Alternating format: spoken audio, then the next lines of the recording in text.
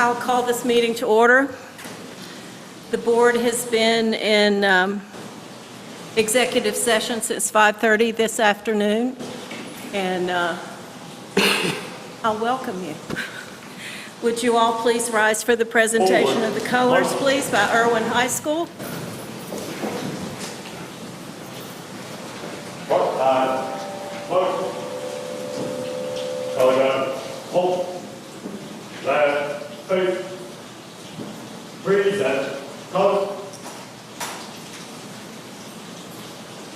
I pledge allegiance to the flag of the United States of America and to the republic for which it stands, one nation, under God, indivisible, with liberty and justice for all. Order. Come. Right. Face. Forward. Point.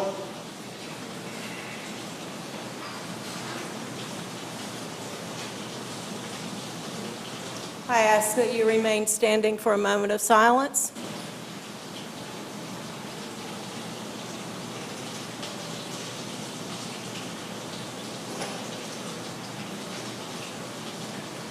Thank you. You may be seated.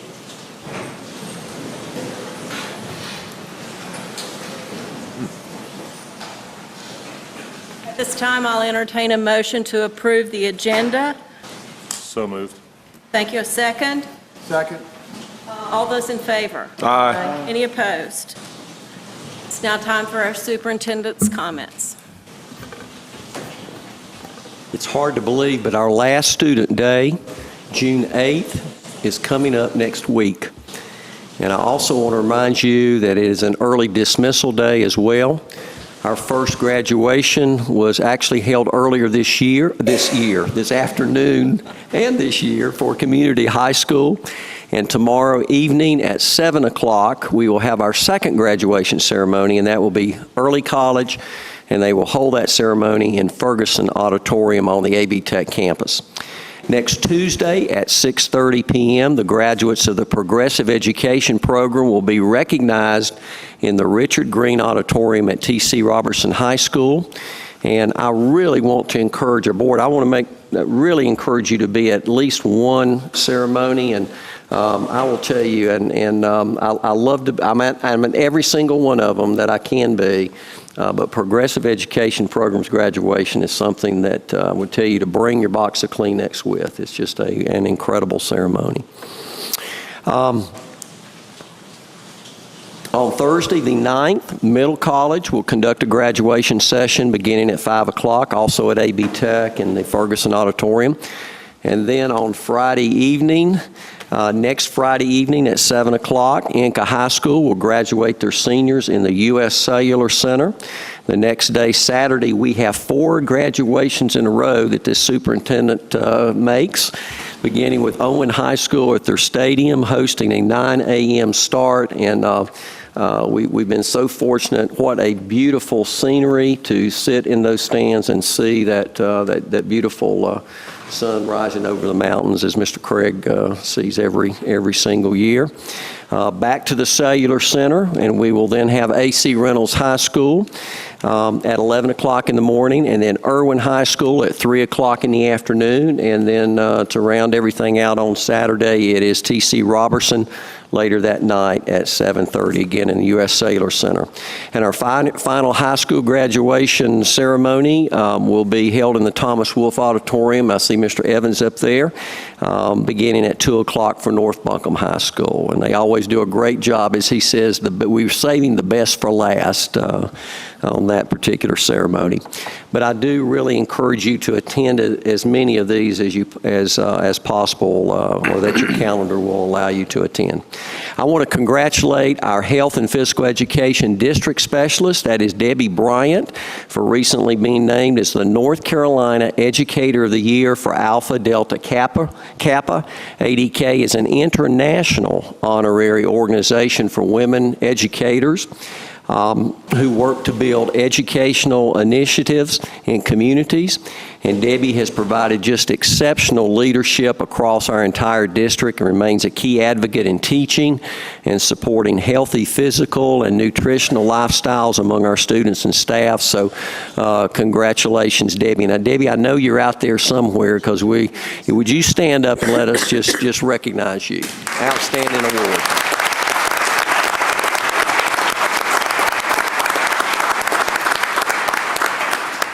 Dr. Baldwin, could I interject? I'm not sure about, can he interject, Ms. Bryant? I'm obviously proud, but I'm now in trouble. I just want you to know I got the look, the stink eye look, so I'm in trouble tonight. I also want to add major kudos to Principal Nathan Allison and our Nesbitt Discovery Academy. They were one of 3 high schools in the state this morning, and I was privileged to be there along with our Representative Brian Turner and John Ager, and Mrs. Christy Cheek does such an awesome job with our CTE department. But they were recognized as a STEM school of distinction by that State Board of Education. So that's really awesome. This is just their 2nd year as a high school, so to receive that honor is absolutely excellent. Nathan, are you here? If you'll stand up, I want to recognize you on behalf of your whole staff.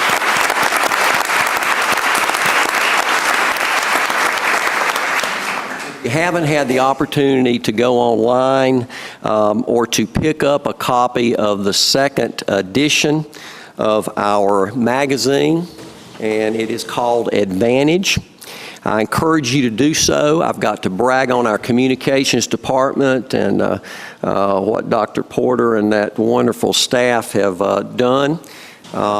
This edition features a wonderful set of articles on global education that's taking place in our district. And we also profile one of our newest employees, and that is Norma Brown.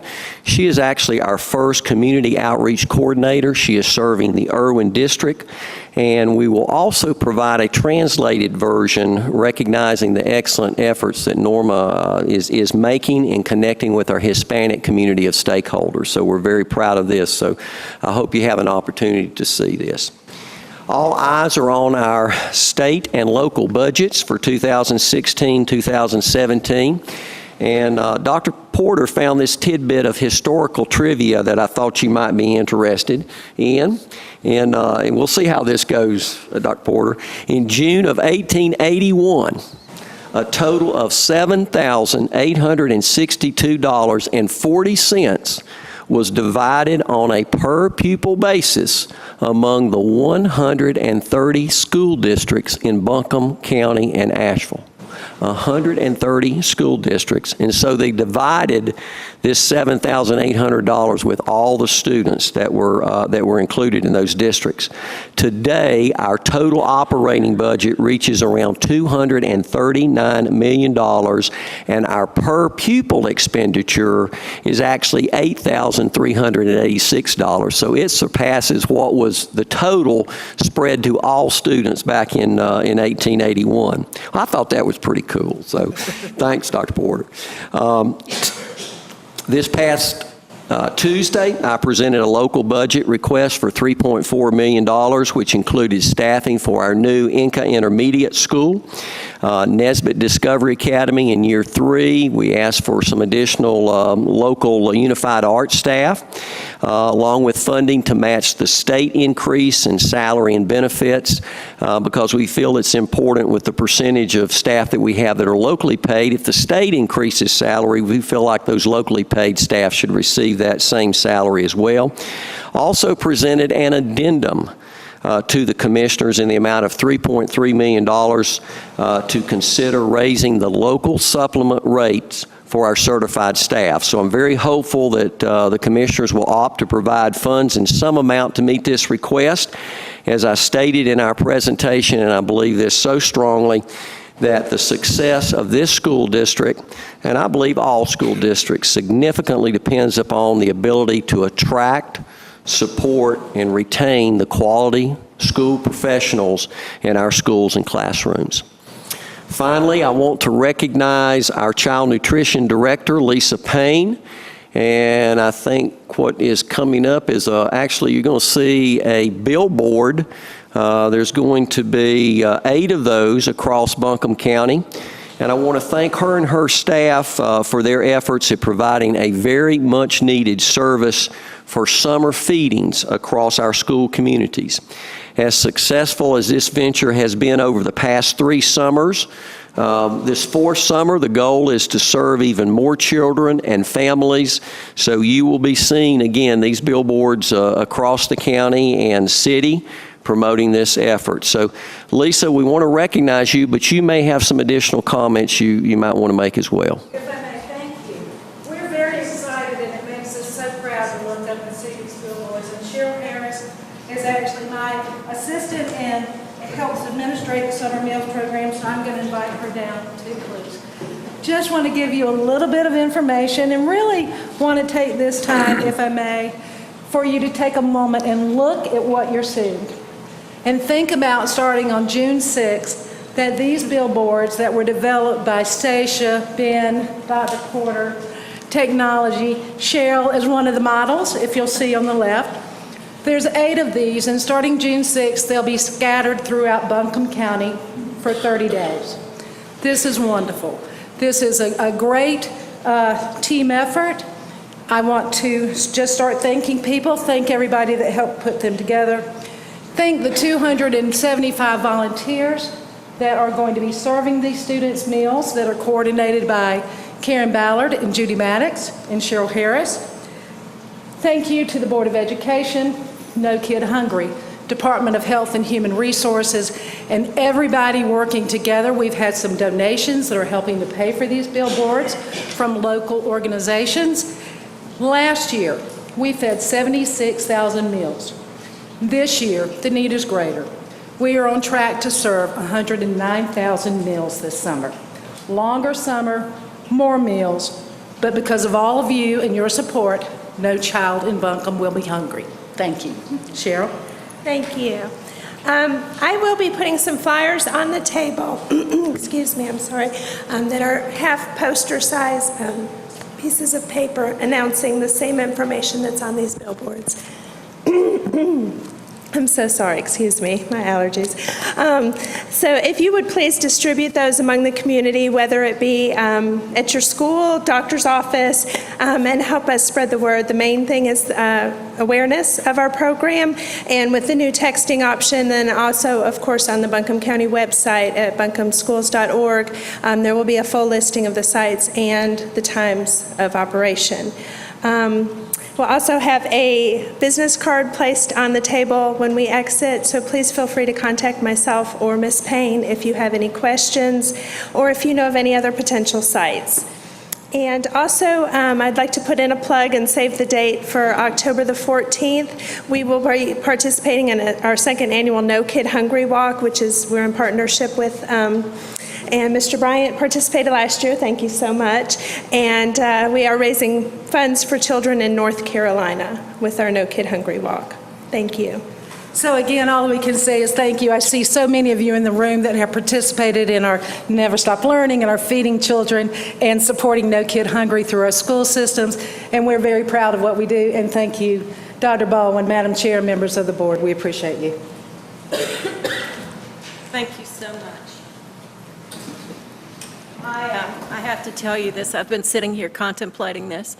I watched the North Carolina Board of Governors that oversees the university system on TV not too long ago.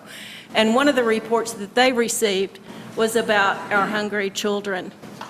And a man out of Chapel Hill had gone to do some research, and he talked to these 2 children in a cafeteria.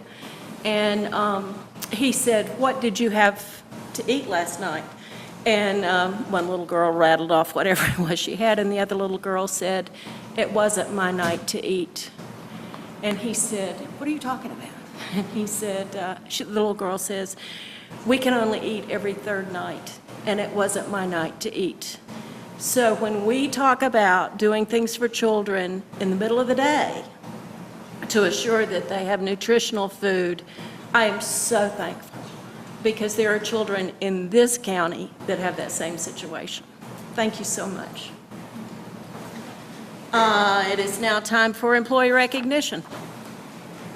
Thank you, Madam Chair, Dr. Baldwin, board members, gathered and assembled guests. We thank you for being here. Now, what I usually start with is a song from 20 years ago, what was #1, but tonight there's going to be a theme.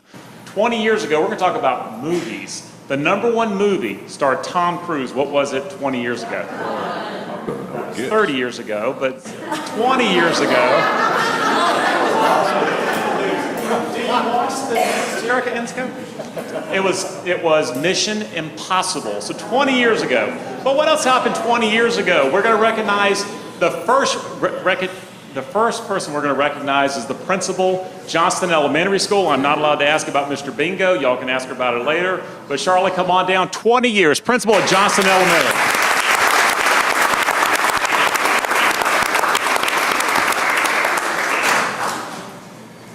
Charlotte, you've got a pen. So did you enjoy Mission Impossible? Sure, I like Top Gun a little better, but yeah. All right. Well, when people ask you what you do, Charlotte, what do you tell them? I tell them that I have the best job in the whole world. I'm the principal of Johnston Elementary School, and that is my dream job, and I love it. Well, we are very glad you're in our district. Thank you very much. 20 years. The representative from the Irwin, I just had a brain fart. Come on up. I think the Inca district rep ought to accompany her tonight. Go ahead, Mr. Queen. Mr. Happens Queen, to be go. Dad, if you don't know. So, and I think he should come up as well. For those of you that don't know, this is Miss Hipp's father, Max Quinn.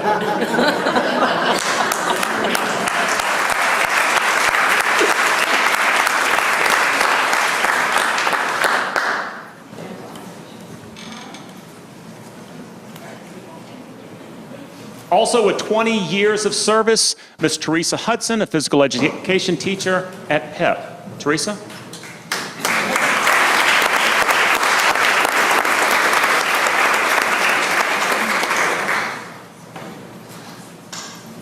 Since 20 years. What initially got you in education? I just love playing sports and playing ball, and I thought every kid should have that opportunity. I agree with you. Thank you very much for your service. Would the district representative come up from PEP, please? Amy? Oh, there's your hands.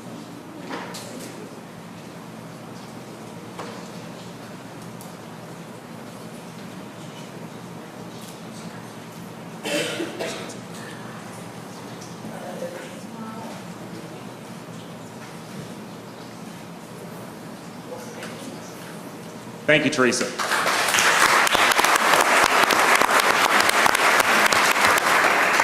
I stole the thunder already, but 30 years ago, the top movie was? It was Top Gun with Tom Cruise. We had a Tom Cruise theme, that's why we had to go with that tonight. But with 30 years of service from, it escaped me, from Sandhill Venable Elementary, Miss Cherie Brock. Cherie, come on down.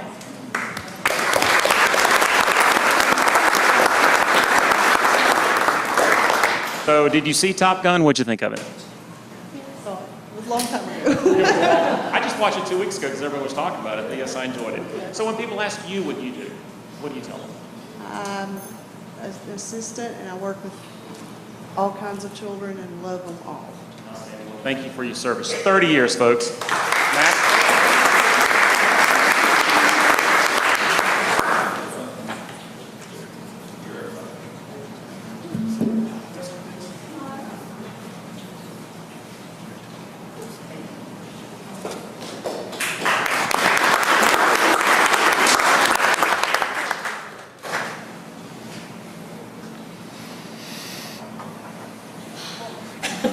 Sorry. It's now time for good news.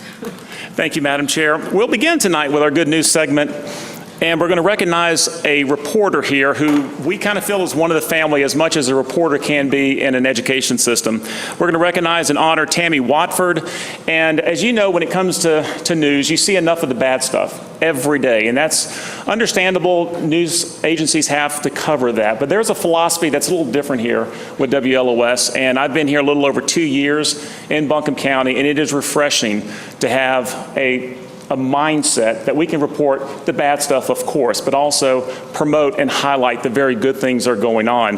Before we ask Tammy to come down, I'd like to introduce Mr. Jack Connors, the general manager of WLOS. I talked to him the other day, and he explained his philosophy and kind of how he sees news in our community. I would love for Jack to share that with you right now. Jack Connors.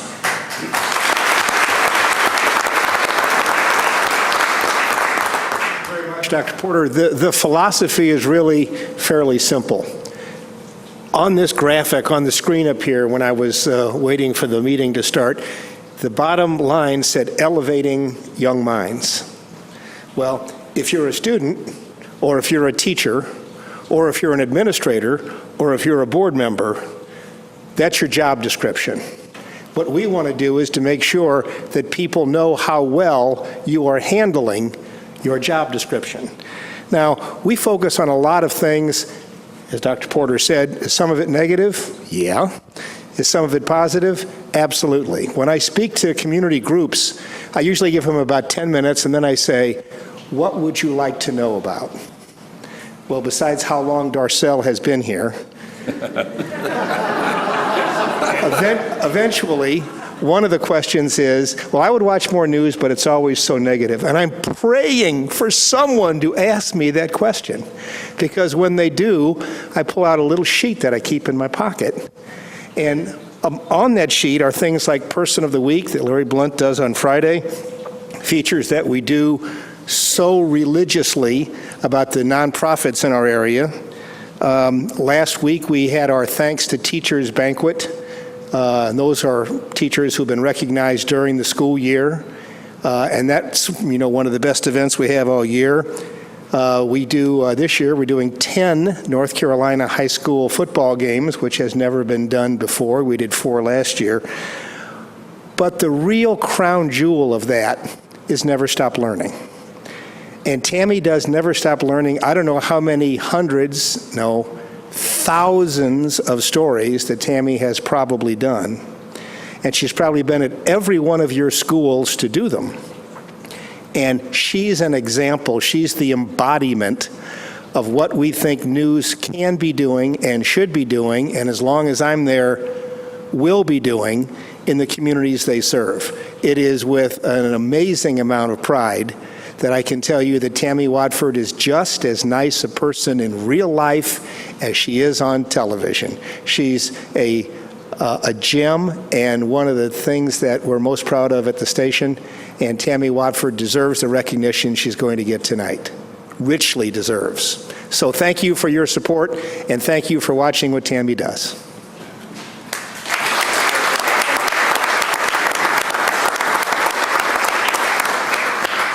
Now, I thought you might want to hear from somebody within our family in the Buncombe County Schools, because, of course, I could, heap effusive praise on Tammy Watford. She's that type of person, as Jack alluded to. But I wanted one of our principals to come down, and I'm going to invite Avery's Creek principal, Ms. Denise Montgomery, to let you know what it's been to work with, what it's been like to work with Tammy the last 20, 25 years. Not that Denise is that old, nor is Tammy, but she's going to give you some little insight. Ms. Denise Montgomery.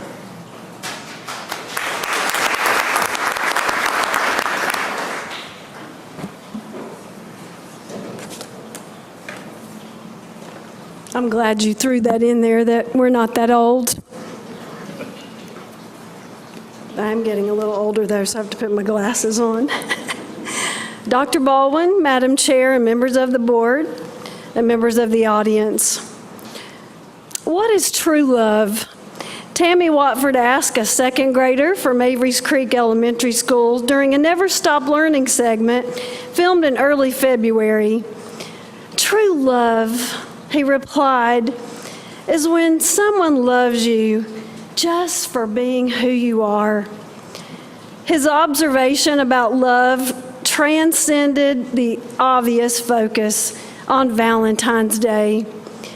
Instead, it spoke volumes about the desire of this child's heart to be accepted rather than rejected by his peers due to his being rejected earlier in the year.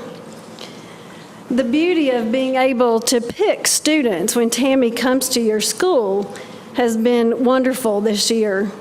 So when she and her cameraman came and she's smiling, she knows exactly the little boy I'm speaking of was awesome that day. And I was in the room with her and I watched this little boy light up and be in the spotlight that day. In that one moment with Tammy Watford, this child became a star, someone who felt important because his opinion actually mattered. He mattered. And such is the magic Tammy Watford weaves as she highlights children every time she visits every one of our schools in Buncombe County. Through Never Stop Learning, she focuses on children who are not necessarily the honor roll students or the athletes, but rather those who may sometimes fade into the background. Her engaging and warm personality allows these children to talk about and demonstrate their passion for learning, and they are always so excited to spend time with her. She truly excels at boosting their self-esteem, and her passion for spreading the good news about what these children accomplish each day evidences itself in every aspect of her being. I have been afforded the opportunity to work with Tammy for close to 20 years. And yes, we started when we were 10 years old. And I must say, we have developed a great deal of, and I have developed a great deal of respect for her as a professional, as a person, and as a friend. She is a genuine, kind, compassionate, passionate, and she's just as excited about sharing all of the wonderful things going on inside our buildings as we are. Forrest Whitcraft writes, 100 years from now, it will not matter what my bank account was, the sort of house I lived in, or the kind of car I drove. But the world may be different because I was important in the life of a child. Indeed, you are, Tammy. Indeed, you are. Thank you for allowing me the opportunity to help honor Tammy Watford tonight. Tammy, you truly are amazing. Thank you for all you've done for Buncombe County Schools, and we honor you.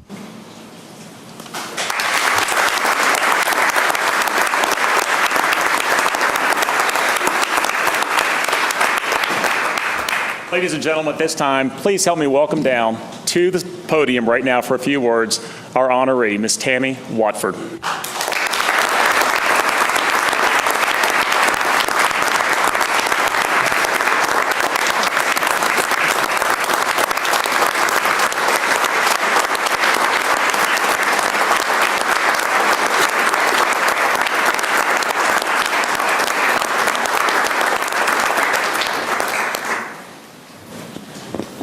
Nobody said I had to speak. No, I didn't know I was going to be talking.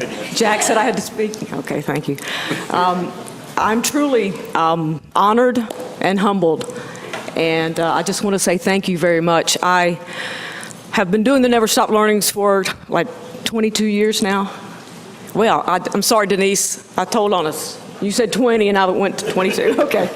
But when my news director first came to me and asked me would I do the Never Stop Learning reports, we were going to do it for 1 year, and I was like, ooh, I don't know. I don't have any kids. I don't know anything about children, how to talk to children or anything like that. And so I went into the classroom and I watched what the teachers do every day, and that's what I did. So I do the crisscross applesauce, all the little tricks that they say, you know, that helps the kids be comfortable with their setting and comfortable with their teacher and comfortable with a visitor. I'm truly touched. Thank you so much. I appreciate it. Thank you.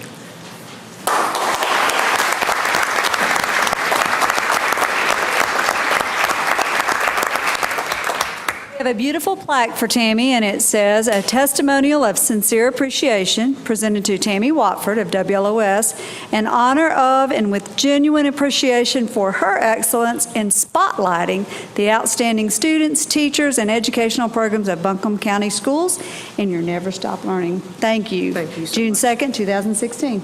We appreciate you. I appreciate you. Thank you. And I'm wondering, Jack, can I get an office now that I have this nice plaque? Oh, he's nodding. Okay, I get it. Okay. Sure, absolutely. Denise, come on.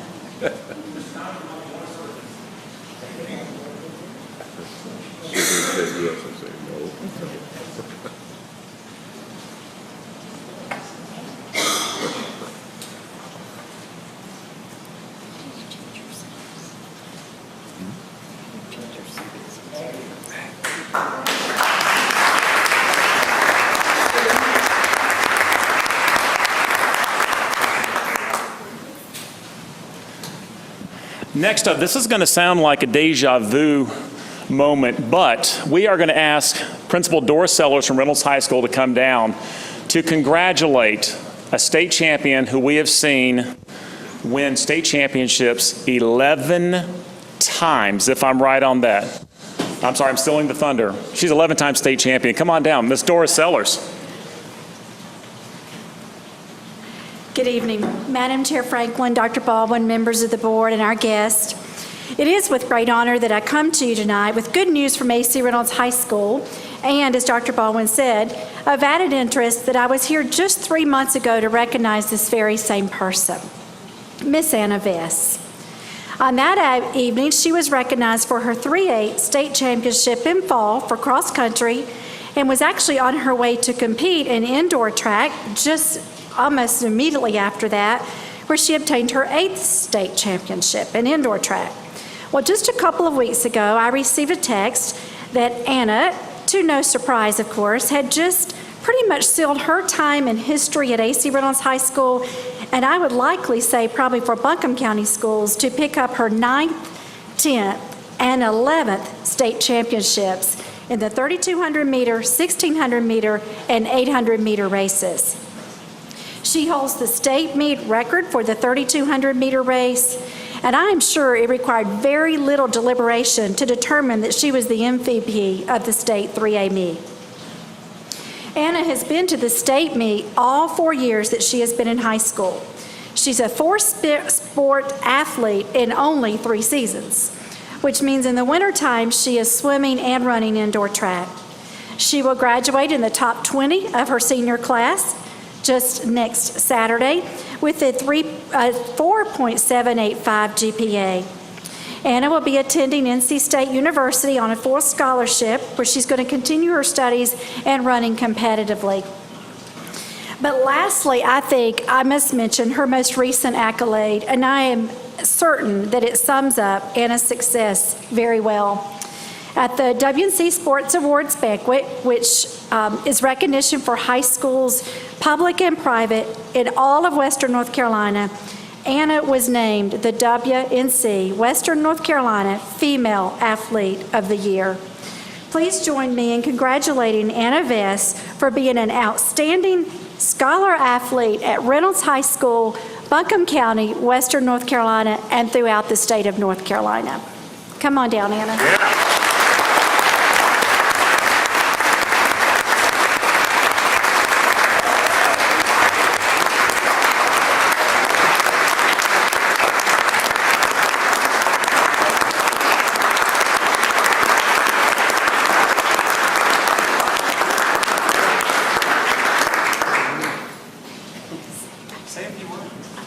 She spoke when she was here in March, and she told you what she was going to do, and she really says she doesn't want, maybe a couple words. I knew she would come through. I didn't really plan to say anything, but I guess I'd just like to give my thanks to my parents and my family, my grandparents who are here today, all the teachers and coaches I've had, swimming and running, just Reynolds in general, everything. Thank you.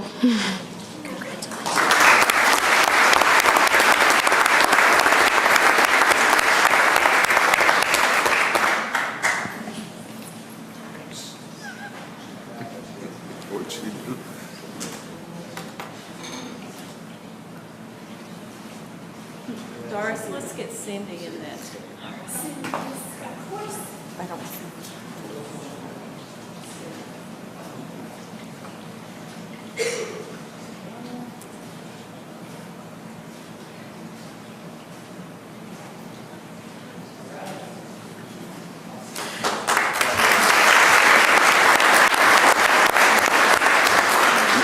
We also will be honoring a state champion from Robertson High School. And with that introduction, Assistant Principal Jan Greenhoe. Jan, come on down.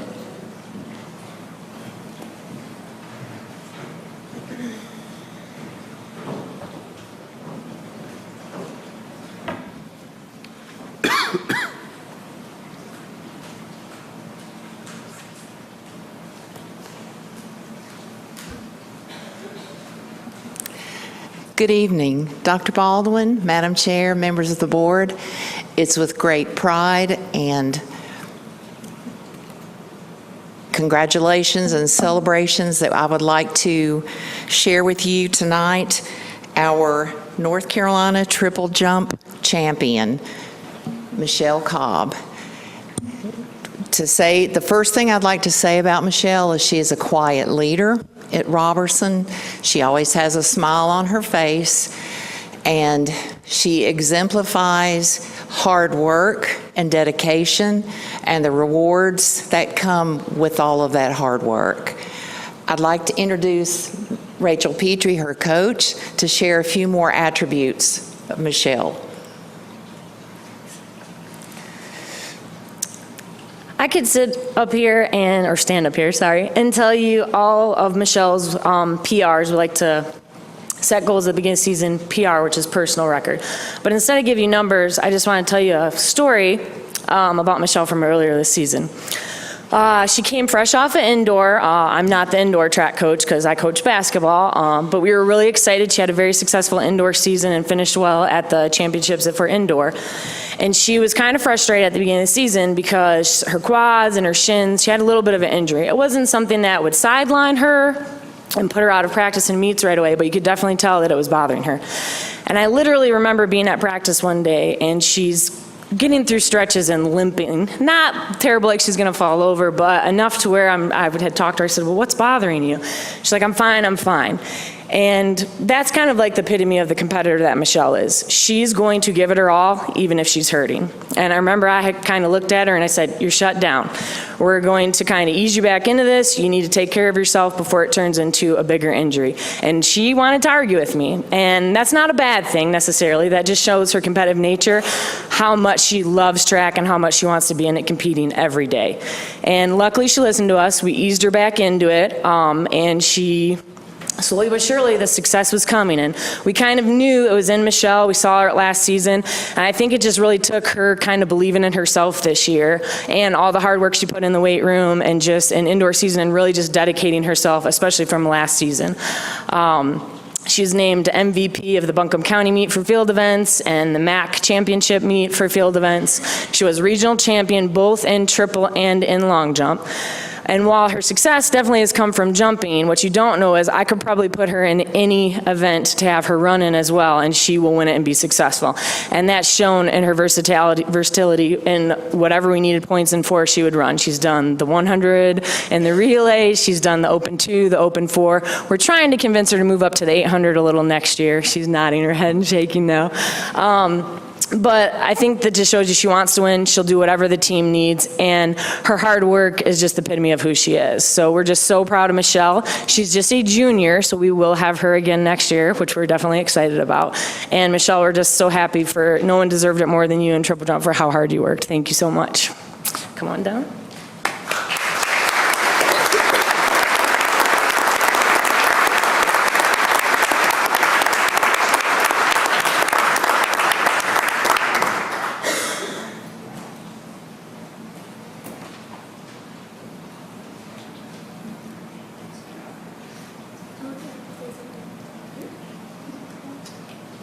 Hi, my name is Michelle. Obviously, you know that. I just want to thank you guys for taking the time out to recognize me, and thank you for saying so many nice things, even though I know I get on you guys' nerves sometimes. I'd like to thank my mom for being here for me 24/7. Oh my God, I don't want to cry. Okay. Just supporting me in everything I do and being there for me, and thank you guys.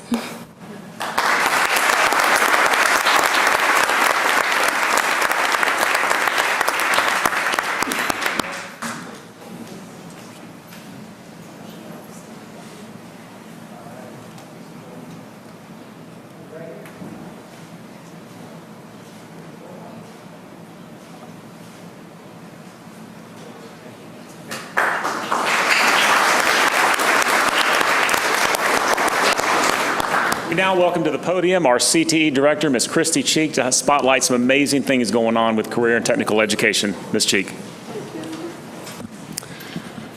We're going to move a lot of students up here in a record amount of time, and board members, you're going to participate, so you're going to have to be active with us. And Taylor is going to help out and get everybody in line and present some money, so that is always good, too. In charge here, Ms. So, I know. So, here we go. Ready? Good evening, Madam Chair Franklin, Dr. Baldwin, members of the board.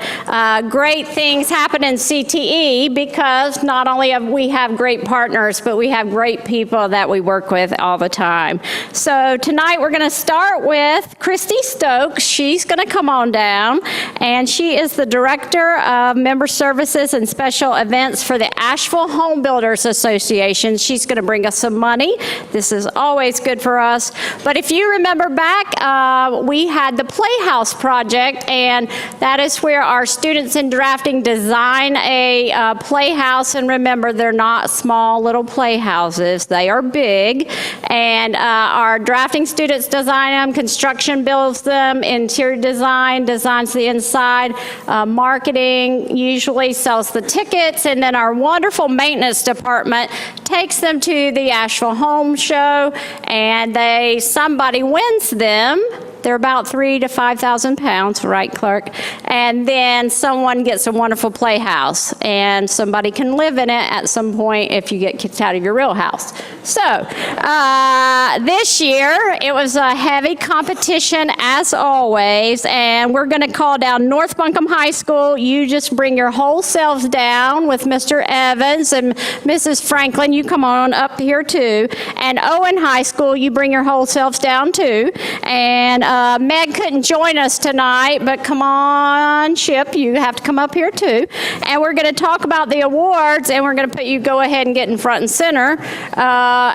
And what happens at the Playhouse Showdown is we have a fan favorite award where our people that come through the show vote on the house that they like the best. And then the best in show is judged by the industry experts, and they really look at the quality of the homes. They're judged on a rubric, and these are the experts within the field. So this is something that, you know, everybody wants to win. So these are very two competitive schools. Let me just say, I think they really have rogue reporters on each team that goes spy for each other. But anyway, everyone sells, and this is a win-win because their vendors donate all the product for the schools, and then the ticket sales come back to the CTE program. So tonight, they are bringing us a check for $2,752 to give us, and Owen High won the Fan Favorite Award, and it has $250 with it, and North Buncombe High won the Best in Show with $500 coming to North Buncombe High. And then the other schools win as well with their ticket sales. But what a wonderful way, number one, to show project-based learning, real-world concepts, and better still, our mentors and our vendors actually come in and help show our students how to lay the floor, do the shingles, everything. So this is a win-win project for all of our students. So Asheville Home Builders Association, many kudos to you. Thank you very, very much.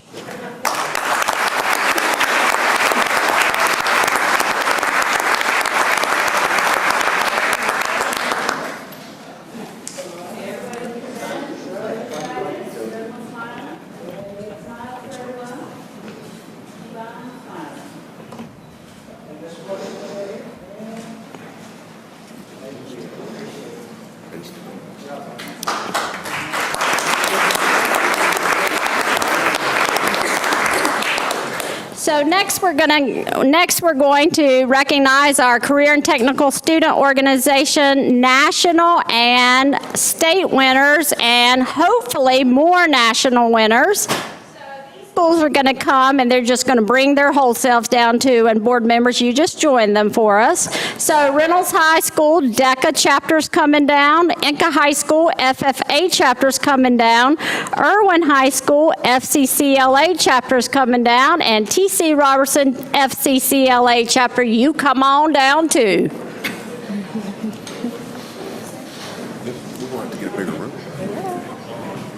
While they're coming down, CTSOs, those are Career Technical Student Organizations. The good thing about them, they're embedded within our curriculum. The students who participate in these, they learn valuable leadership skills. This is a lot of kids, this is awesome. Awesome. Y'all gotta get yourselves in here some way. Yeah. This is very good. See how good this is?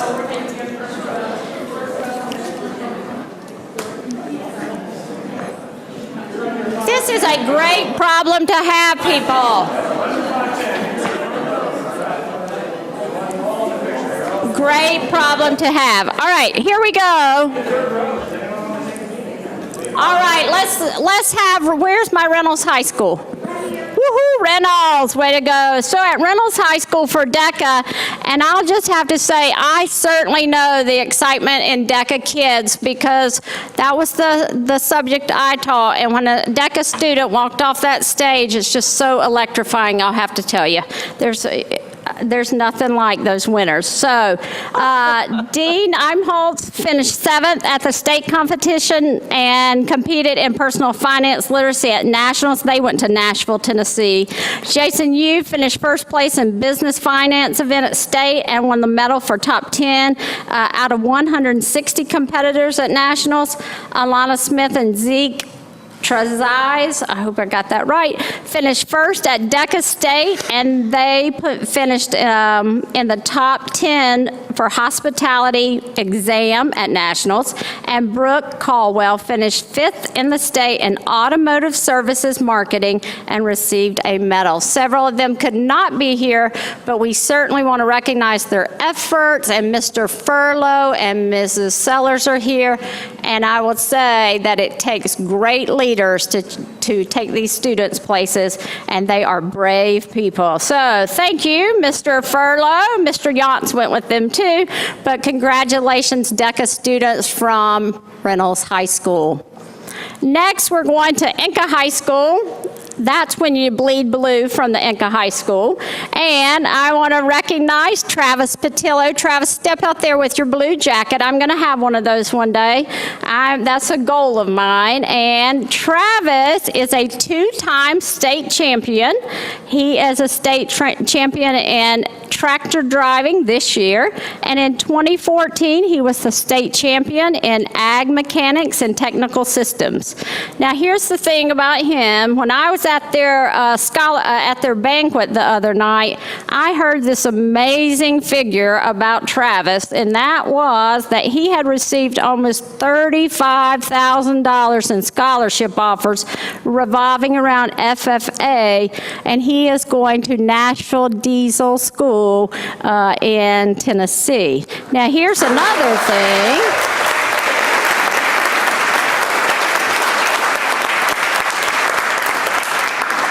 He also will autograph your copy of the BCF's Insider because he is in it. So if you will stay, I'm sure he will do that for you.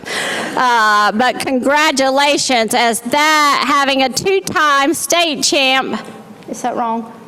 No, you didn't. Oh, okay. Having a state champion 2 times is an incredible feat, so congratulations. Also, Mr. Franklin, step out there, Mr. Franklin. He was awarded $5,000 of a grant from the Tobacco Trust Fund to further agriculture education at Inca, and if you've never been in his classroom, it is phenomenal. So Inca High, Mrs. Robinson, I don't think could be with us today, but Inca High School, you are are phenomenal, and we certainly appreciate all your efforts. Congratulations.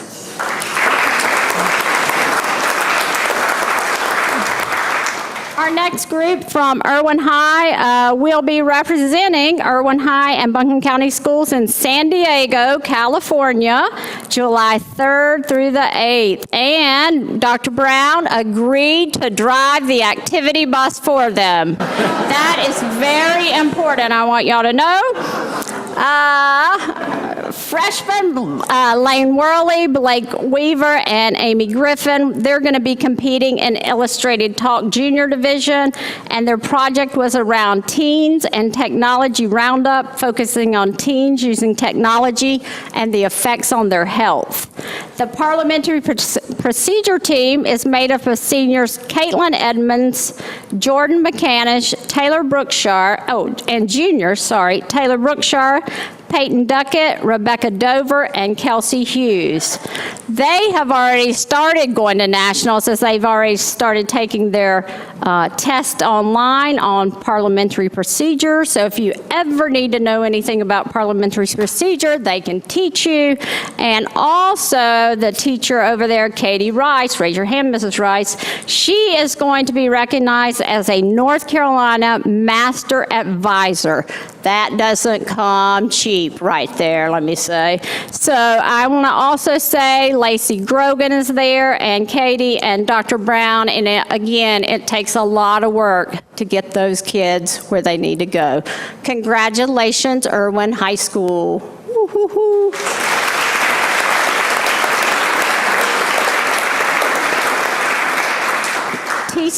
T.C. Robertson will be joining them in San Diego. Alexa Stepp and Madison Bode will be competing in Focus on Children Junior Star event category. And Mrs. Isgrig and Mrs. Jessica Seeger from TC will be going with them. I guess they will ride the bus as well. Not really. When you purchase plane tickets, I purchase their plane tickets always for them, and I can tell you, the ones from Irwin, I think I bought their plane tickets 3 and 4 years in a row. It can't be 5 years, but anyway. But what a great group of youngsters to represent Buncombe County Schools at state competition, at national competition, and wonderful, wonderful things coming out of these students as they're our future leaders. Advisors, thank you. Principals, thank you. Board members, we thank you. Y'all are awesome. Thank you very much.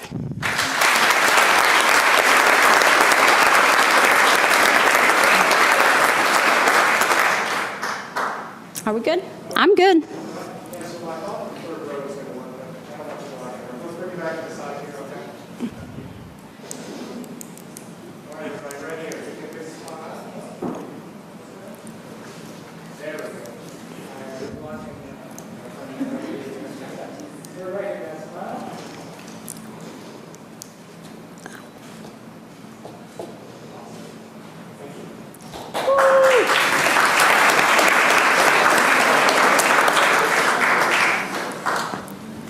I told them they could leave afterwards. Whoa, whoa, whoa.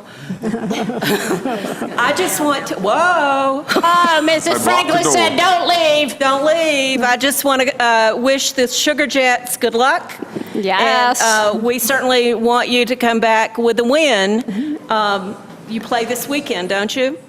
Right. Yeah. Softball. Sugar Jets. So our next, we're going to recognize a couple of teachers, actually 3 of them, and they're going to be spending their summer doing something fun, and more fun. So our first one is Caitlin Burnett, and she is a teacher at Nesbitt Discovery Academy. Caitlin, if you'll come on down. We're going to ask the board member from Irwin District to join you. I think you're familiar with him.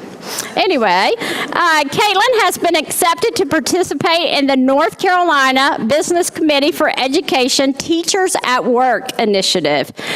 This is where she will be working with Mission Health, and she will be able to go through various departments throughout Mission, and then come back and take what she has learned, not only embed it within STEM, but also develop lesson plans that she will share throughout the entire state. The great thing is she gets a good stipend for it, and she wouldn't be doing that without it, I am sure, but also she would get to share her knowledge with other teachers across the state, which I think that is awesome, and get to see behind the scenes of Mission Hospital. So congratulations, Caitlin. She had to apply for this, and we had to really encourage. So we certainly thank you.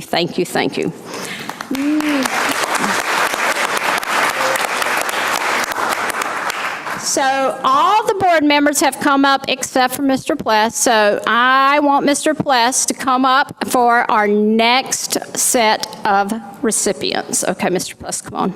Sure. Okay, well, come on. Not by myself. Huh? Somebody else coming up? Yes, that's why I said that. So next we're going to recognize two teachers for the Keenan Fellows Award, Leah Goman from Valley Springs and Kate Yarborough from Cane Creek, so I'll let you join them in the middle. Y'all can come on up. Leah and Kate are among 41 North Carolina teachers who were selected from a very competitive pool of more than 130 statewide applicants. So Leah from Valley Springs is supported by the National Science Foundation and will partner with Dr. Julia Stevens and Dr. Julie Urban and Dr. Julie Horvath, those are a lot of doctors, of NC State University at the North Carolina Museum of Natural Sciences on a project entitled Students Discover Symbiosis, is that right? Okay, in the soil. That's very good. I'm glad you helped me out there.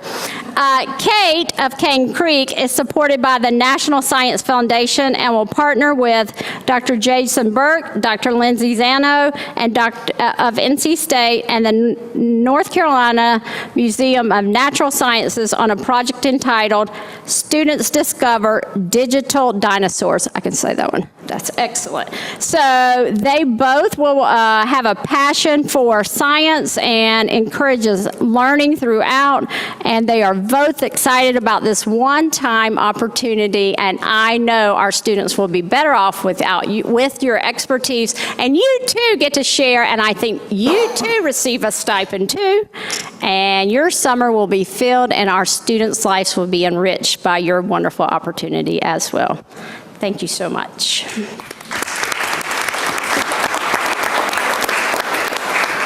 Madam Chair, this concludes our good news section. Thank you, Ms. G. At this time, the chair is going to offer herself a point of personal privilege. I just want to say that it's rare when one has the privilege of working with someone or for someone who possesses skills, ethics, and knowledge of his profession and gains the respect of those around him. We in Buncombe County Schools are fortunate to experience that privilege each day. Equally rare it is to have those qualities recognized by one's peers.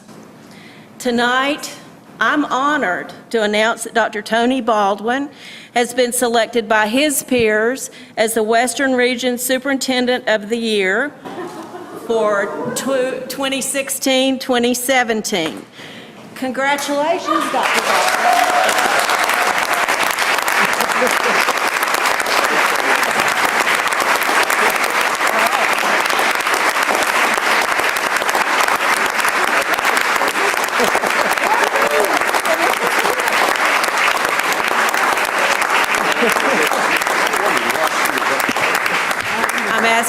I'm asking his family to come down and join him so we can have a Kodak moment with them as well.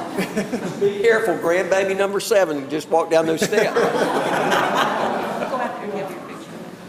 Yeah, come on over. I will say, we did pull one over on him, didn't we? Yes, we did. Yes. All right, you have to get in the middle, guys. You know what the rules are. Grandbaby number 7.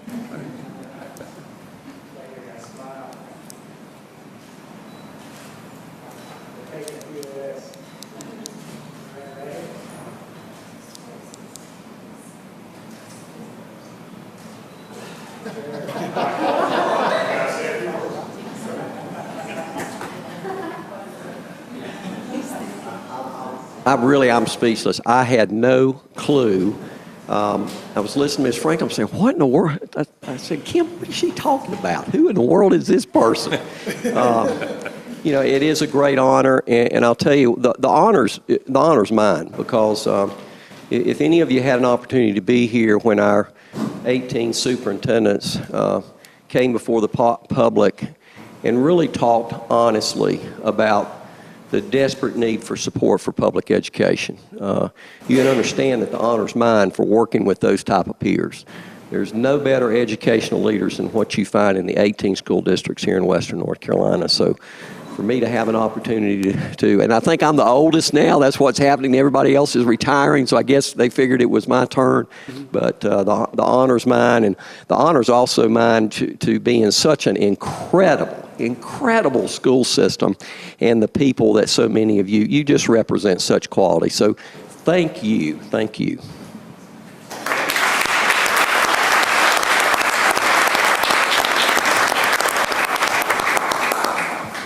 We'll now that we've scared the man to death, we're going to move to the curriculum feature. It is Ms. Swanger. I will lead us off. I was talking with Madam Chair earlier today, and she said, I've got to get off the phone. I'm reading my homework, the Academically Intelligently Gifted Education Plan. Which I highlighted appropriately. Thank you. It is a very important task that we do, and it's time to update our 3-year plan. We take this plan quite seriously and involve a lot of stakeholders, a lot of expertise, and we listen and we make action plans. So I wanted the AIG team to come before you tonight and just tell you a little bit about the process and see if you had questions. So I'd like to introduce Robert Waller, who is our Cultural Arts and AIG Specialist, and our lead AIG guru, Miss... You like the name Guru? Come on down, Judy McGuire. And let me say something about Judy. She has retired, so this is her last board meeting, and we are going to miss her. She came back to us after being retired, and she filled the role of AIG lead fabulously. She has been a support to teachers, and there's some in the audience. She's been a support to principals. Robert knows everything out of her head now, so he can go forward and continue the work. But again, the use of retirees and the knowledge that they bring, that you all support us in doing that, is fabulous. So thank you. Take it away.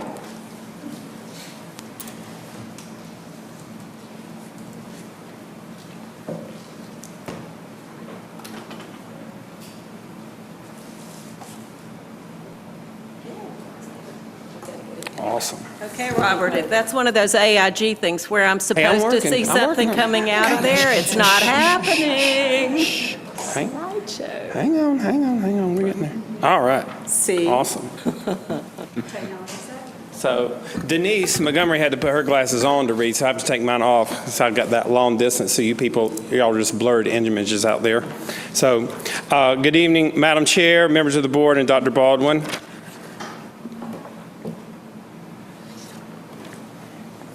We are excited to present to you tonight the AIG draft plan for the 2016-2019 plan years. And we will begin with Article 9B, which is our state definition of AIG students. And I'm just going to read it really quickly. Academically or intellectually gifted students perform or show the potential to perform at substantially high levels of accomplishment when compared with others of their age, experience, or environment. Academically or intellectually gifted students exhibit high performance capability in intellectual areas, specific academic fields, or in both the intellectual areas and specific academic fields. Academically or intellectually gifted students require differentiated educational services beyond those ordinarily provided by the regular educational program. Outstanding abilities are present in students from all cultural groups, across all economic strata, and in all areas of human endeavor.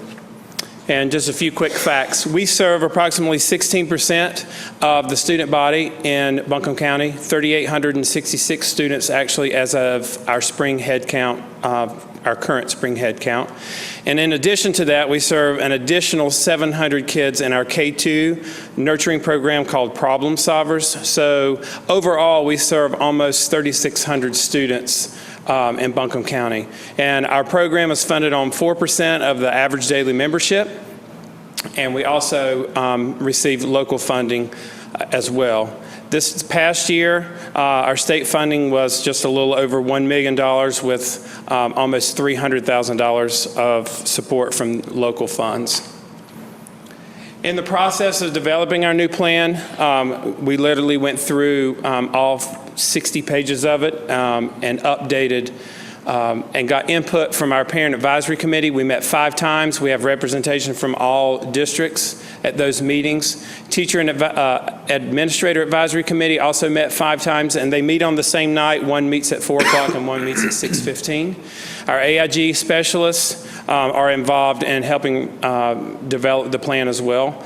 And during the plan process, we look at all the surveys that were collected, and I won't read all of that, but you can see the number of surveys that we put our eyes on. And our curriculum specialists, we had input from our math, our language arts, social studies, and our science to help develop our plan for the next 3 years. Our State Director of Advanced Learning and Education is Dr. Sneha Shah Coltrane, and Stephanie Cyrus is our State Consultant for AIG and Advanced Programs. And Judy and I attend regular regional roundtable meetings and gather more information. Usually Stephanie is there or has been there, and we have done some things with Dr. Coltrane. So the process involved is we did a self-assessment of all 6 of our standards, and we analyzed the information that we got from that, from our survey in 2015. We sat down with the AIG specialists, and this is what we do at some of our monthly meetings, is take that information, and then we use that to write our new goals for the next 3 years. The plan has been reviewed by principals, administrators, our advisory groups, and our AIG specialists, and we're here to submit our draft approval to the board tonight, and then if it is approved tonight, then the final submission will be sent to DPI for approval by July 15th. Thanks, Robert. Good evening, Madam Chair, board members, and Dr. Baldwin. Dr. Baldwin, congratulations on that honor. That's really nice. I would also like to say that serving the students of Buncombe County has been an honor and a privilege and my pleasure. So I've really enjoyed this, and I'd hate to say goodbye, but then again, I have a nice trip planned, so it won't be all bad. So what I'd like to do is share with you some of the substantive changes from the 2013-16 AIG plan. Starting with Standard 1, and as I think you're aware that our plan is divided into 6 program standards, and these standards have been approved by the State Board of Education in 2009. First one deals with identification, and these are the 2 points that have changed. The first one is gifted students currently identified in any public local education agency will maintain their AIG identification.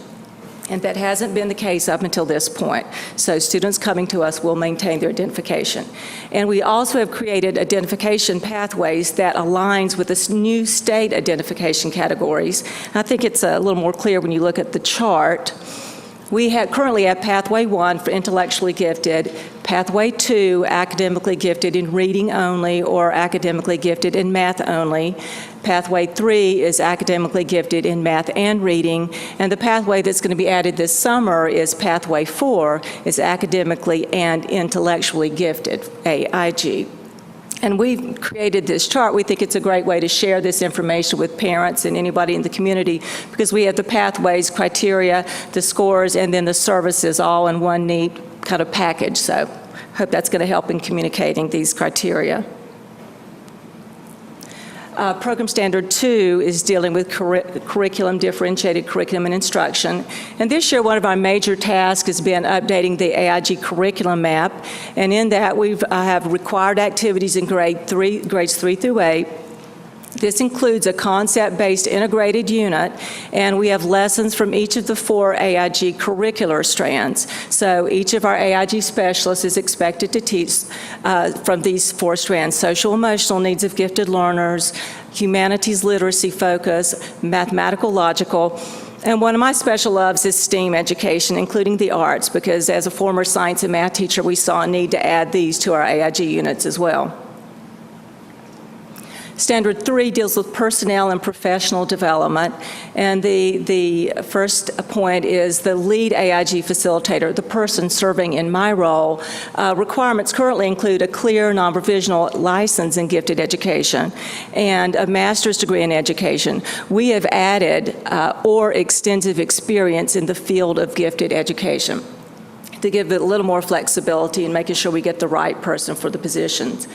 The second point is AIG specialist requirements include a clear non-provisional license in gifted education.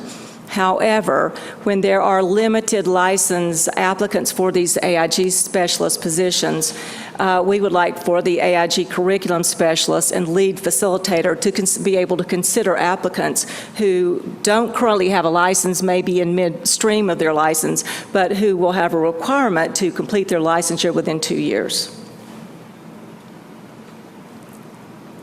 Standard 4, this deals with how we serve our students. In the first 2 points, these are the points are in our current plan, so I'm not going to read through that again, but I'm putting those there because the final point is basically from a request from principals to perhaps have a little flexibility. We encourage that, we encourage innovation, but we want to make sure we have oversight. So we have added that any variation from the required minimum core services must be submitted in writing and approved by the AIG lead facilitator, the curriculum specialist for cultural arts and AIG, and the associate superintendent for curriculum. And as well, parents must be notified of variations to services in writing. And Standard 5 deals with partnerships, and we certainly need to continue and build on developing good partnerships, but there really aren't any policy changes in that. We do have some goals about trying to encourage more development of more partnerships. And the same thing with Standard 6, program accountability. We don't really have any policy changes with this, but again, we have good oversight already. We're just going to continue that. And finally, we do have to submit areas or goals to the state and ways in which we want to improve our program.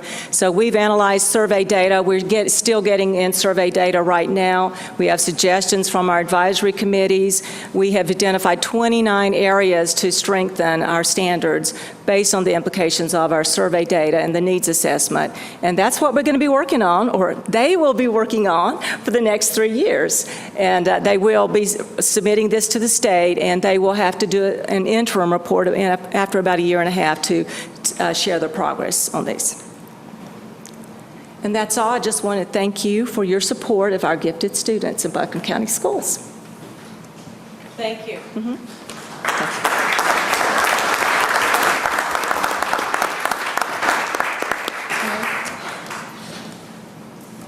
It's now, are you finished, Mr. Waller? Thank you. It's now time for public comment. We have 3 public comments tonight. First is Ellie Monty.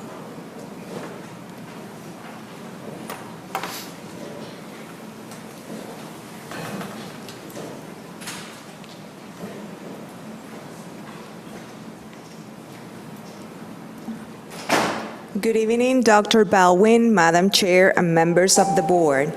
My name is Elimer Aponte, and I am from Venezuela. I am currently a dual language first grade teacher at Avery's Creek Elementary.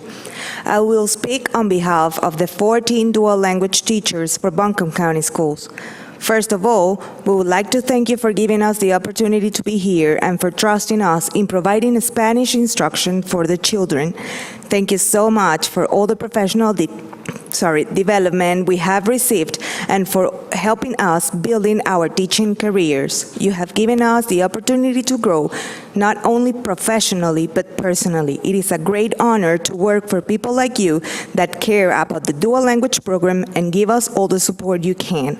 Since we started working together, we have built a wonderful working community, and this would have not been possible without your support.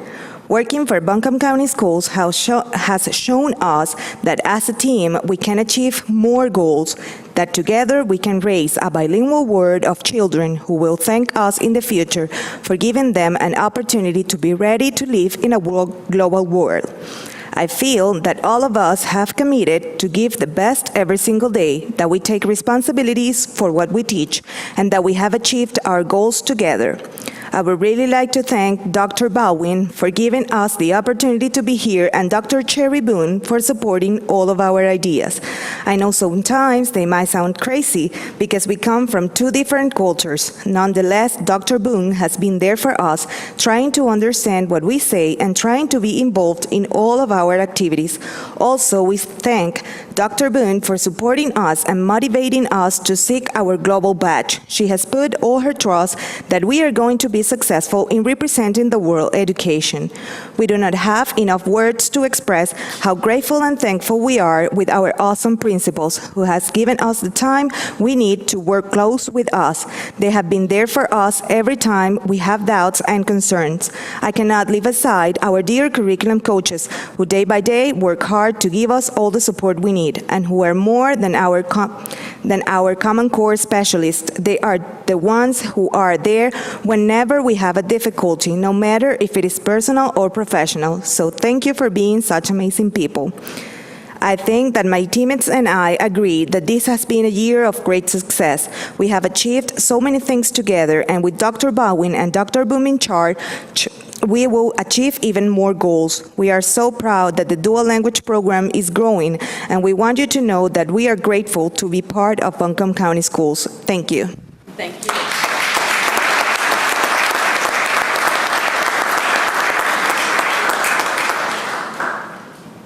Our next public comment is Elizabeth Bridges.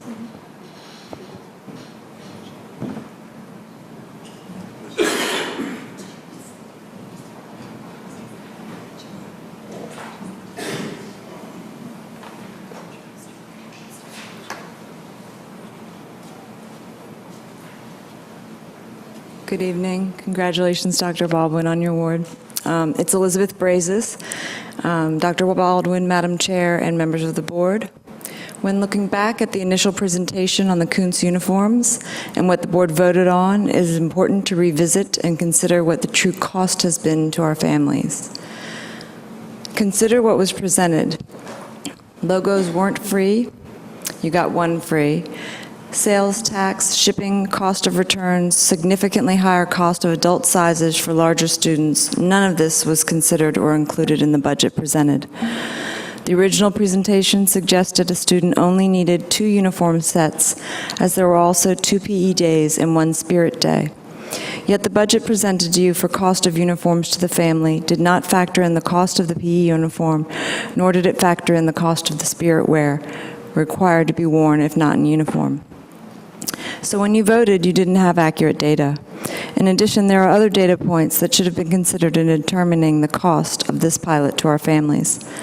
The budget presented presumed that our families are all one household families, and we know that isn't representative of our student population. It also presumes that each family has a washer and dryer or access to one during the week, another unsafe presumption for our student population. The uniform policy has changed many times since inception, and right now there are 7 changes listed as going into effect for next year, and several of those carry with them additional costs. While some costs may be reduced, apparently logos are no longer required and more vendors are in play, there are still several additions that will carry costs and that were not part of what you previously approved. In addition, the uniforms have been used as a bully pulpit by the administration in an already punitive culture. The amount of time and emphasis placed on the enforcement of the uniform policy has been shocking. As a parent, I got no calls about academics, but I got numerous calls about uniforms, even one on Memorial Day, the leader in me, and fundraising. The struggle over the outerwear was appalling. That I had to personally engage an attorney to bring spot inspections of children's shirts under their outerwear to a halt was significantly disappointing.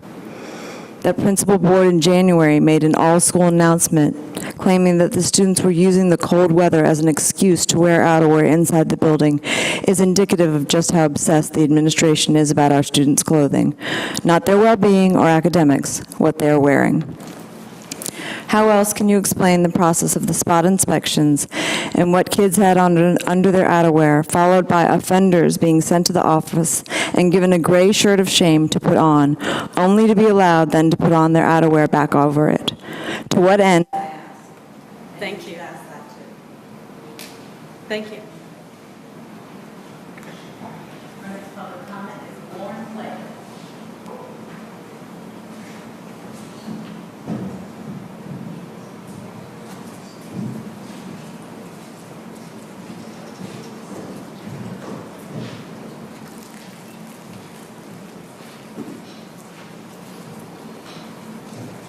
Hi. Good evening, Dr. Baldwin, Madam Chair, and members of the board. When asked by a rising fifth grader at a recent presentation, our ambassador cited discipline as the reason why they wear uniforms at Koontz, but the number of criminal acts reported per 100 students at Koontz in the 2014-2015 school year was 0.29. That statistic for the entire district was 0.92. Comparatively speaking, Koontz seems like an unlikely place to embrace a uniform policy used to address disciplinary issues. My greater concern is that a rigid system can be in opposition of the environment that celebrates diversity and original thinking. It's a time when schools work hard to provide individualized education plans and opportunities for differentiated learning. Koontz has prioritized conformity. We should learn to respect our differences, not diminish them. The culture at Koontz is punitive to the very development of the skills critical to a child's social maturity. The school's website indicates that uniforms will diminish competition and peer judgment. It states the policy will remove peer pressure at school and provide no drama at home. Do we even question this premise? If we truly want to support our future leaders, we have to let them experience these issues firsthand. Let them compete before the rewards are at a critical level for your family's survival. Let them experience peer pressure and judgment and provide safe platforms for meaningful connective dialogue so this very real human condition. We can support them. Let them experience drama, as this age group surely will. Let them push back and so they can find their limits, and let them explore both their power and their humility. Maybe this won't make teaching or parenting easier, but our commitment to this process will make them stronger so that they can continue to grow and be resilient and self-reliant as adults. But they are not adults. The website refers to leadership and professionalism often. Those are developed over years of discovery and self-awareness. It is unfair to apply end result expectations to 10-year-olds. The excessive use of Class Dojo and micromanage the students' daily experiences, the oddly timed and short blocks for recess, this consistent utilization of silent lunches, each of these punish, and at Koontz, the kids learn by punishment. They are told they need discipline. After a fantastic experience at Estes with no disciplinary issues, my son spent a year at Koontz. While we had multiple meetings with a variety of staff members to please provide access to more challenging academics, the feedback I received was behavior-based. We struggled with as his investment into school declined. He was being called out often, and while I need him to be well behaved at school, he internalized the school's feedback as a personal failure. His creativity and curiosity slid away, and his grades dropped significantly. When we relocated him to another school for sixth grade, we got our son back. I specifically asked his new team about the well-documented behavior concerns from Koontz. His teachers reported he's energetic and excited and is vital to their learning community. My son feels valued not because he conforms. Precisely. Thank you.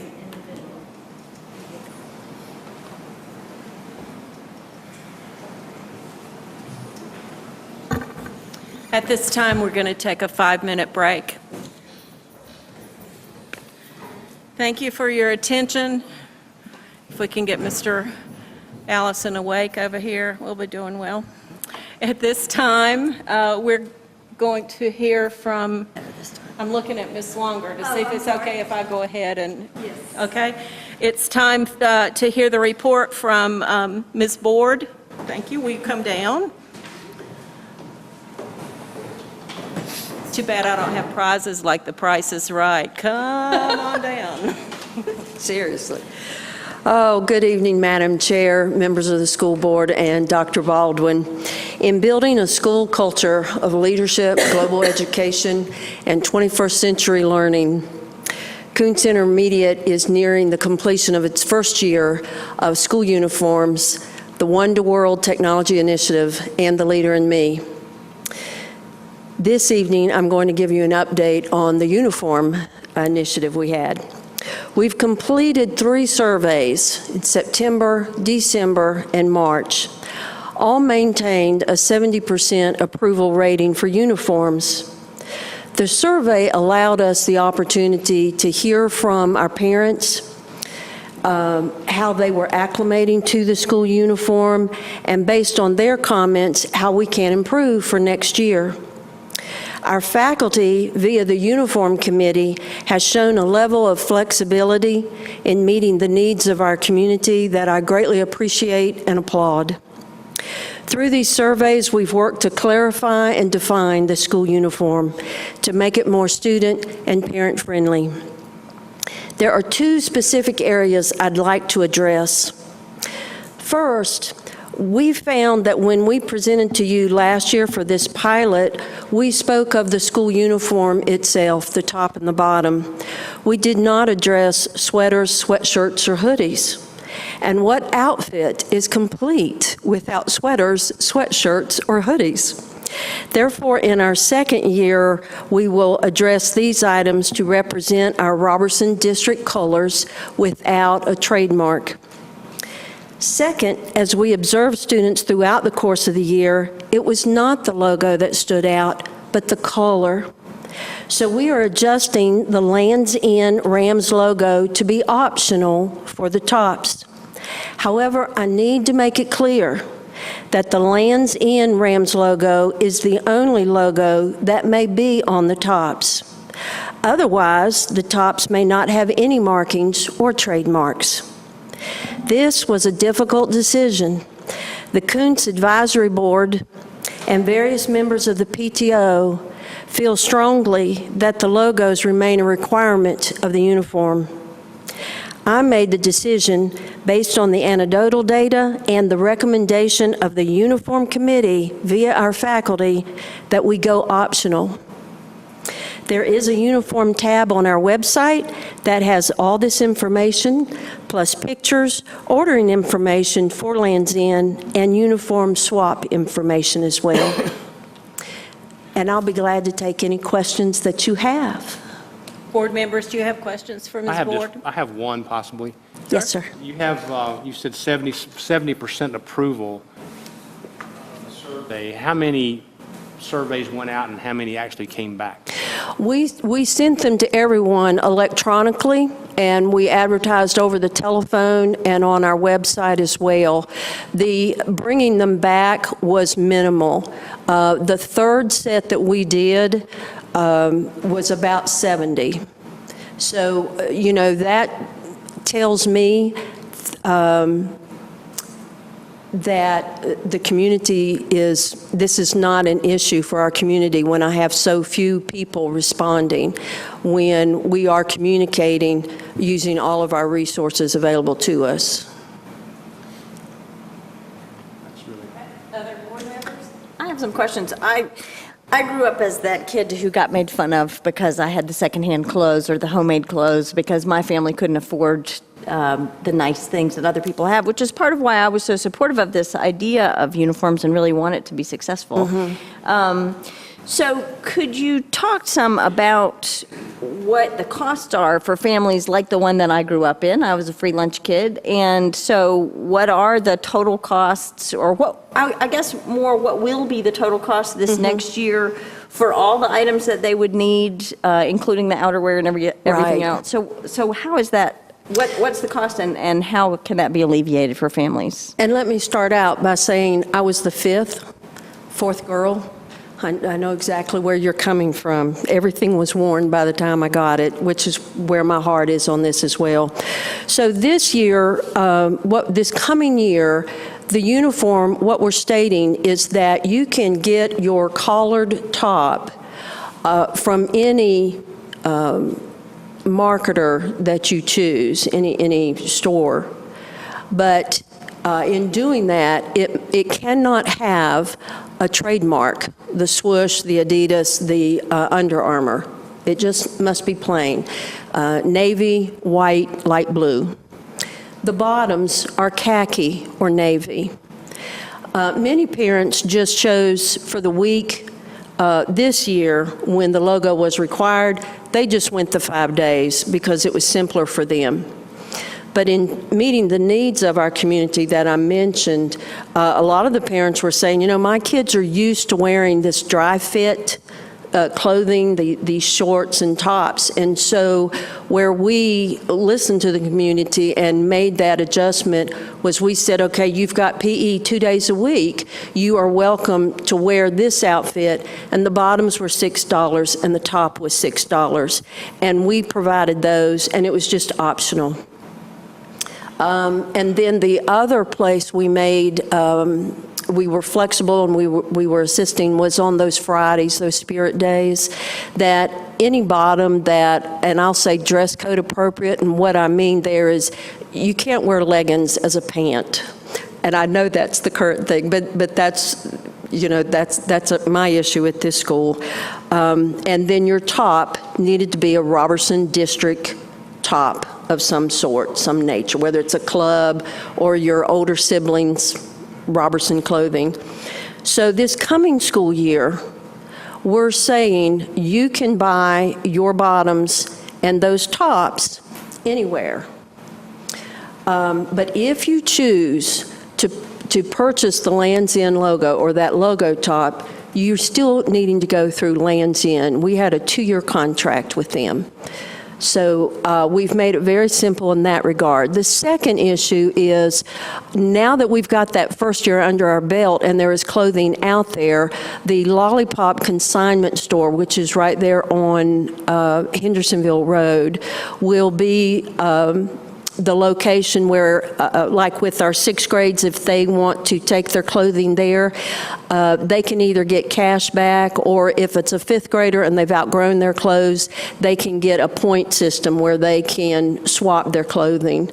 Is there a way that they can donate them to the school and have them available for free if people aren't in a position to be able to pay for them? I think we had, when we originally approved it, wasn't there some talk of a clothes closet or something like that? We have community members that our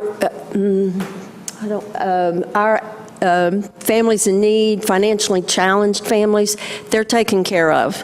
They have Lands End tops.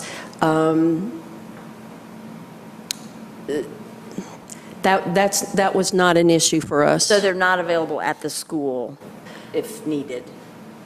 We, at our school currently right now, we have the PE wear and we have a lot of khaki bottoms and a lot of jackets and coats, you know, lost and found. So it would really be my goal that when I talked to other schools that had uniforms, this was really a separate part of the school rather than I having personnel, that I would have personnel dealing with these uniforms. So I'm just trying to become as efficient as possible with that. And that's why, you know, Lollipop is right there and a member of our community. So I was trying to go in that direction. So if a family was having trouble, they could come to the office or go to the counseling department and express their concern, and there would be somebody there to help them? Yes, Val is one of our administrative assistants, and they are taken care of. There's the community that is so supportive of this. We have an account for them, and it's just very simple. And these individuals are, their dignity is intact. They're very appreciative. That's very it's important, sweet. yes. Yes. Well, that community buy-in, yeah. Right. Other questions from board members? Go ahead. Full of questions. Go ahead. No, go ahead. I've already had, but I'll. Okay. I know that in the beginning, there had been discussion about percent going back to the school. Has that changed with the flexibility for next year in the uniform purchasing? That income is just based on families that are purchasing clothes from Lands End. We would get up to a certain percentage based on that amount, and Lands End is saying you can use those funds for anything, and we chose to just put it back into our clothing program. To help offset the cost for students that may need the assistance. Okay. But that hasn't changed with the new policy. We'll get less money back. Correct, but you'll still that's get okay. some type of percent. Yeah. Okay. And then the other question that I had was, there is a comment here, it says coats and other outerwear are not worn inside. Would that include sweaters and hoodies? Okay. So. No, it's just that big outerwear. When I was looking at the other schools that have this school uniform policy, it is stated in all of those that that outerwear, coat, jacket, whatever, is just put in the locker or the cubby, whichever. We have both. But sweaters, hoodies, sweatshirts, that's just a part of a student's clothing. And that was just short-sighted of me at the beginning of last year learning this program. And so our PTO also does merchandising, and so we'll have a Navy sweatpant and sweatshirt hoodie with the Rams logo on it that they will be selling if they'd like that. But the whole point of the uniform is that uniformity, and so I'd like to bring that in this year. Mr. Pless? Last year when we approved this, what I was hoping to hear, and maybe you can address it, that it instills some pride among students and the community. Yeah. And maybe it helped with a discipline and maybe even academics. Can you address any of those issues? I can't address academics yet because we haven't got the growth information back yet. But I can soon once we get that. We've just finished testing, and we're still doing makeups, and then we'll do makeups once school is out. With the attendance, what was unique is that the girls' absences went down. It's like 5-7%. It was quite a bit, and we watched that in the last few months, and we just thought that was interesting. But of course, when I speak, just to girls individual in the hallways, they're going, well, I don't have to think about it, and I don't have to worry about my hair. And if things don't go together, I don't get into a crying fit and just not come to school. So I'm going, okay, you're okay. That's okay. So that was interesting. And then with the discipline, what we've noticed this year, this first year, is disruptions and inappropriate language has gone down with our PBIS data that we're looking at. So I think for a first year, focusing in on those two things and the attendance with the girls, which I appreciate, that's been great. And I just don't know yet with the academics. But I do want to reiterate that from the beginning, the focus with the uniforms, with the leader and me, and even with the technology, it is to level that playing field. And what is so cool is when you've got your kids collaborating at a table and everyone's on their knees, leaning over that table talking, and everyone is on a level playing field. And they're sharing and they're listening to each other. And that really is not that common. And it is great to see it in our school this year. It's awesome. So in that regard, that's what we were looking for with our uniforms. And I think we are accomplishing that. We need to get these two things straightened out. The kids wearing their sweatshirts and their hoodies over their uniforms, you didn't know they were wearing a uniform. Anyone else? So, but just to clarify, so sweatshirts and hoodies, but for this next year, they will be allowed to wear those as long as they're the Oh, they appropriate wore them colors? this year. That's what I'm saying, because we only spoke of the shorts and the bottoms and the tops this Right. year. So, you know, a lot of the kids then were just wearing their hoodie, the same hoodie every single day, and so you didn't know that they were wearing the uniform. So this coming year, I want to address that so we can, again, be on that level playing field. I do have one other just sort of curiosity question. You had talked about that there will be more flexibility this next year in terms of where folks can buy the items, but that the shade of the navy blue needs to be the right color. And so it seems like that could potentially be hard to Well, I police, didn't say guess. that this evening, Okay. but we are saying navy, white, and light blue. And so in trying to be flexible and trying to meet those needs of the community, we're just saying with or without that logo. So, but in terms of navy, you know, navy at Walmart may be different than the navy at Target, may be Target, yeah. different than the navy at Penny's. And so Yeah. is that going to be something that you're going to have to spend your time It's a concern enforcing? that I have, oh, no. That's where we're flexible. But that's where my concern is, and where, you know, that's why those schools have, you must get this outfit from this store. And we feel like that Lands' End provided the best sales, the best return policy, and the best communication with families. But, you know, I've been given this 2-year opportunity to explore, and so that's what we're doing this coming year, is to see. But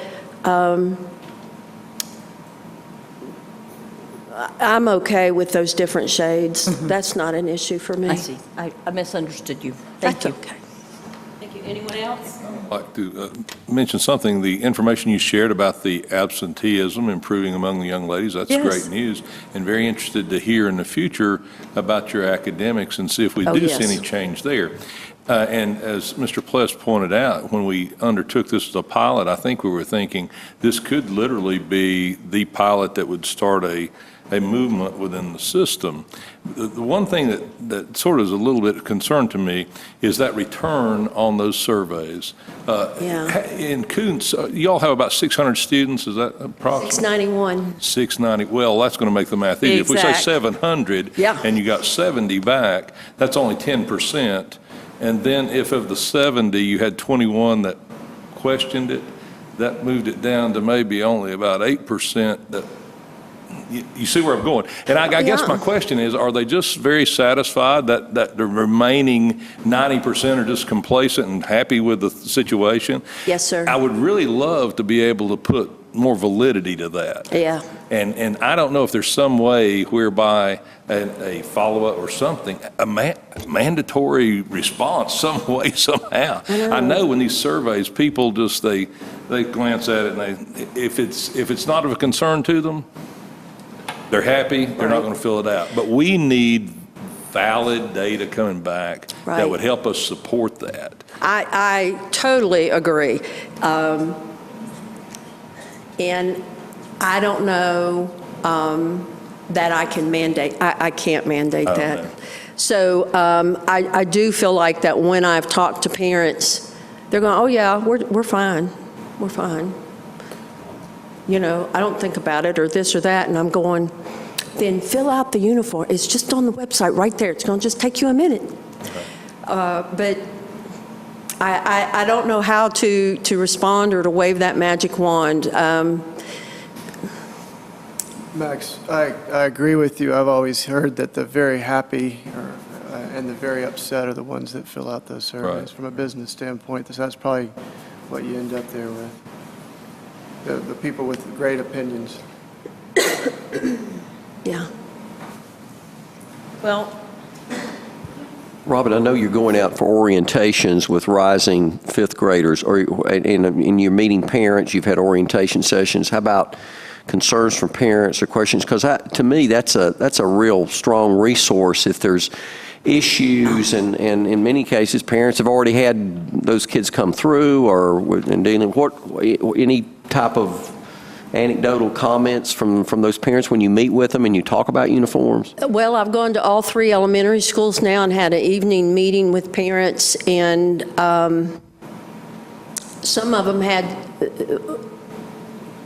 one parent at a school had a question and she was concerned, but it was really out there, and it was a rumor she heard, and I was going, oh, no, you don't have to do that. But I think I don't know if Avery's Creek is still here. I think I had 7 parents at Avery's Creek. Glen Arden was having a performance after I spoke, so there were some other people in there, but they were in the K-3 grades. No one really raised any questions. I mean, when I said really, no one had any questions. And then Estes was my best turnout, and we had a good dialogue there. So, and they were just asking clarifying questions. So we keep trying to make the website as clear as possible. So we always, you know, if someone tells me this part's not clear or that part's not clear, we'll fix it. Thank you. Thank you. I would like to say that, I'm so sorry, one of the reasons why we're looking at optional is when we think about our feeder schools, you know, how best to have this with our other schools as well. And so from what we're hearing is that if we make the logo optional, it would be user-friendly, so to say. Thank you so much. Thank you. It's time to move to the action agenda, and the first item on the action agenda is the approval of the 16 through 19 academically and intellectually gifted plan.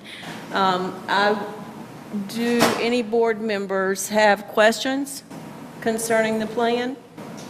I have one question that I should have asked earlier, and I didn't have the opportunity. So, You're still here? oh, good, you're still here. And I had the opportunity to read this very long and interesting plan. Thank you very much. But the general public did not. And so, could you maybe at the mic where folks can hear you explain the difference between academically and intellectually gifted?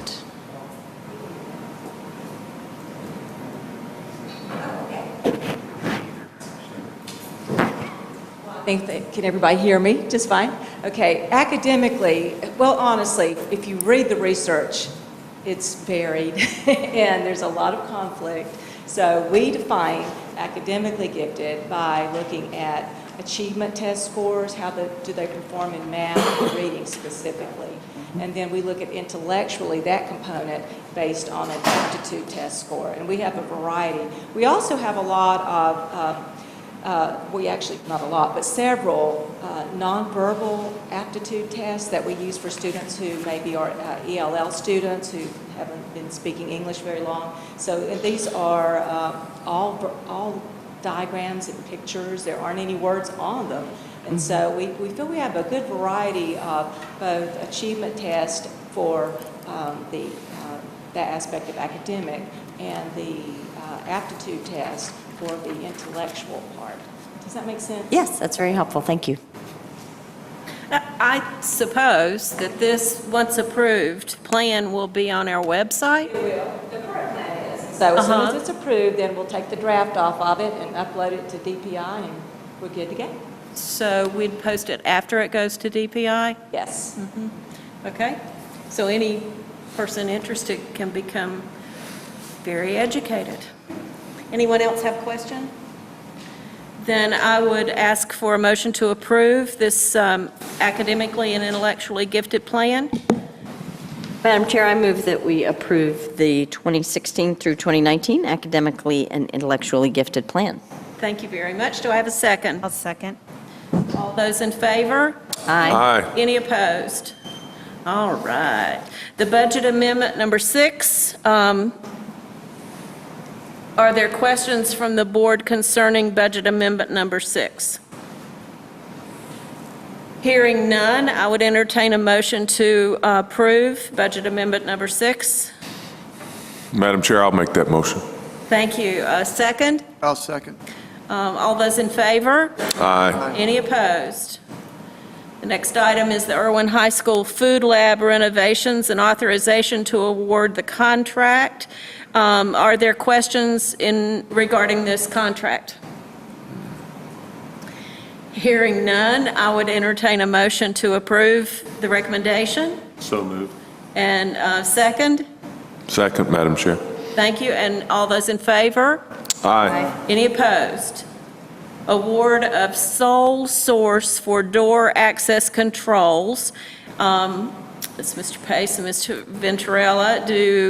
Does a board member have any questions about this contract? Hearing none, I would entertain a motion to approve. So moved. And a second? Second. Good job. All those in favor? Aye. Any opposed? Next item is the award of the sole source for building automation controls, Mr. Wyatt and Ron Venturella. Any board member have a question for these men? Hearing none, I would entertain a motion to accept this recommendation. So moved. Do I have a second? Second, Madam Chair. One over here. All those in favor? Aye. Any opposed? All right, we move on to the consent agenda. In the consent agenda, we have the minutes from May 5th open session, May 5th work session, May 11th work session, the personnel report with addendum, renewal of driver's education contract, renewal of the contract for high school security guards, award of the contract for liability, property, auto, and workers' compensation insurance, approval of the 2016 Enrollment and Facilities Needs Report, AC Reynolds High School use of capital outlay and athletic allotment, Oakley Elementary School temporary access license extension, Inca Middle School retrofit metal roof and authorization to award a contract, Valley Springs Middle partial roof replacement, authorization to award a contract, and paid lunch equity.